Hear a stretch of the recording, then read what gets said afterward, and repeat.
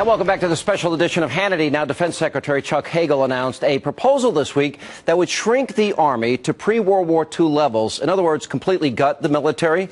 Now, not surprisingly, the decision by the administration is raising major national security concerns. American dominance on the seas, in the skies, and in space can no longer be taken for granted.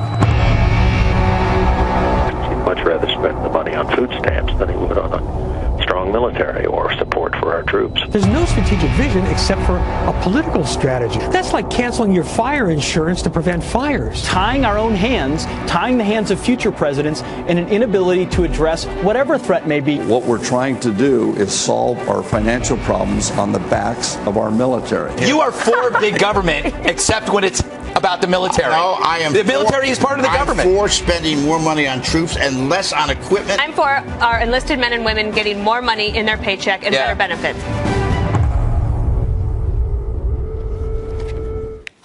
And we bring back our studio audience for what this historic decision is going to mean for our country and why this is yet another example of the president's policies bringing America to a tipping point. Arlene, let's talk a little bit about this. You want to weigh in? Yeah. Do you want to know who was cheering on Monday when Hagel made that announcement? Was Russia, China, Iran, North Korea.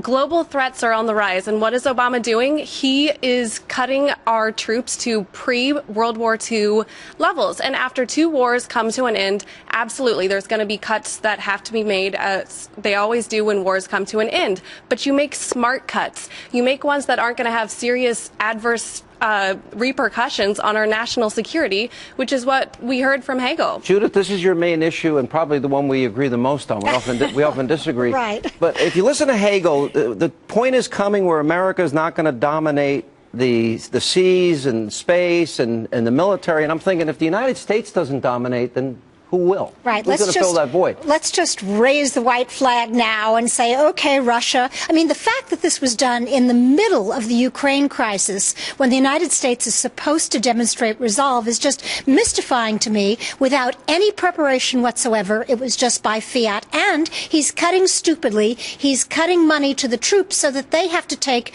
the food stamps. They're already on food stamps that the former vice president, was complaining about. I do not get this at all, and I don't support it. You can absolutely look at this from a national security effort, but also the lack of awareness of what this means to American families. When there are not sufficient troops to fight what's going on, and when suicide in troops is taking more than those are actually being killed, is a huge problem. And we're having a smaller troop force go out there with the families. We already know what could happen when you do deploy, but when you have families at home admitted struggling. that it would put American troops at risk. He said that, yeah. This is a reflection of the Obama administration's priorities. They're making cuts here, but Obamacare creates two new entitlement programs. At a time when we're looking to make cuts, I say cut the program that has, well, it begun now. No, the president's willing to take on $7 trillion in debt. Noah, why do I think that this void is going to be filled by a country that is not sympathetic to democracy and human rights, etc.? Because you're aware of history. Yes. This is just exactly what happens in these sort of instances. And writing in Politico magazine recently, Robert Kagan is with the Brookings Institution. He's not a neoconservative. He had a striking critique of this policy about the administration, which is pivoting to Asia, for example, which is actually a tacit admission that American ubiquity is a thing of the past, and that we're now focused on region-to-region military interventions, and that by itself is a destabilizing effect. The president has a very dismissive attitude toward American exceptionalism. He said, oh, well, just the like Greeks British thought they were exceptionalism? exceptional, the Brits. Yeah. So this president, philosophically, going to your point, I don't think shares the concerns, at least of this panel and of a large majority of Americans. Go ahead, KT. We've been to this movie before, and that was after Vietnam, and it was in the Carter administration. Called the peace dividend, right? It was the peace dividend. Oh. We cut our military assistance. We sort of retracted for our position in the world. And what happened? The end result of that was that when our American diplomats were taken hostage in Tehran, we could not mount a successful rescue mission. We had 5 helicopters that were mired in the sand. We couldn't even rescue our own. So flash forward. When I went into the Pentagon in the Reagan administration, we were horrified by what we found.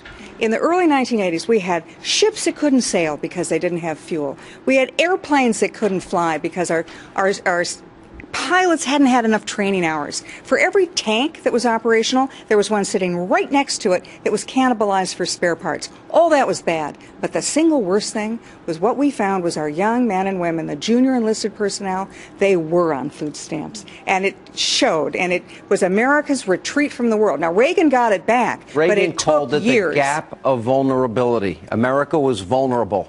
Monica, is America going back to vulnerability? Well, we are certainly in retreat. We are certainly in retrenchment. And again, this is part of the fundamental transformation of the nation of which he spoke. Remember, a big part of that is moving America away from superpower status to also RAND status. And the fastest and most efficient way you move the U.S. to that status is by gutting the military. What Hagel announced this week was part of something that's already been underway with massive budget cuts to the U.S. military. We're going to take a break. I promise I'm going to get everybody in. We'll take a break. All right, we're just getting going. We have plenty of time. We'll take a break. We'll come back.